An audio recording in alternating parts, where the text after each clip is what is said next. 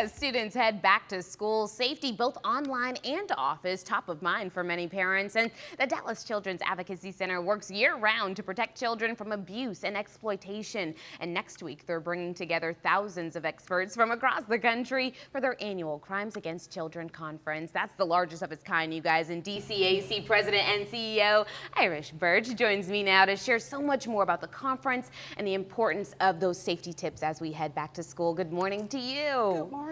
So glad to have you here. Can you believe it's already time to be talking about back to school? It's already time. Listen, the children don't believe it. I can tell you that, that's for sure. Now tell me, what exactly is the Crimes Against Children's Conference and why is it so important, especially around this time of year? Exactly. So this conference is the largest conference in our industry of child abuse and protection, and it brings together all of these professionals that really want to help children. So it makes sure that they have the tools and the resources in order not only to keep the children safe in Dallas County, but we have representation from around the entire world. So we're keeping children safe everywhere. Wow, wow. Okay, so let's talk about some of those professionals, right? Because law enforcement, social workers, medical professionals, legal experts from literally, like you said, around the world. What kind of trainings happen when these experts come into town and they're ready to teach? Yes, it's so you have a variety of things. When you think about all of the things that are going on, it is what are the best tools that are out there. We have people that will come in, prosecutors and detectives that will come in and do case studies and say,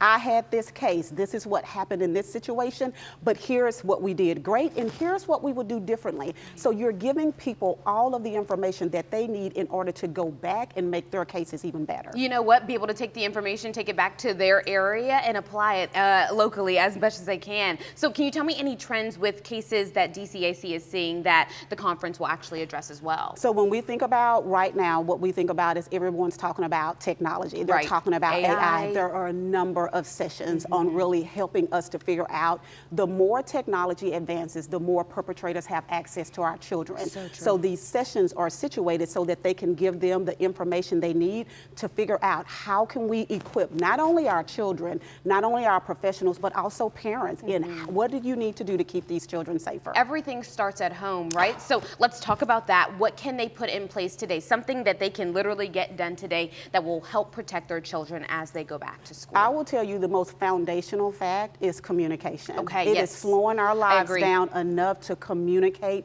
That way you will know when something is different. You will know when there's a change in behavior. And this is also not the time to want to be our child's best friend. This is a time that we have to stand up and say, I need to see your social media.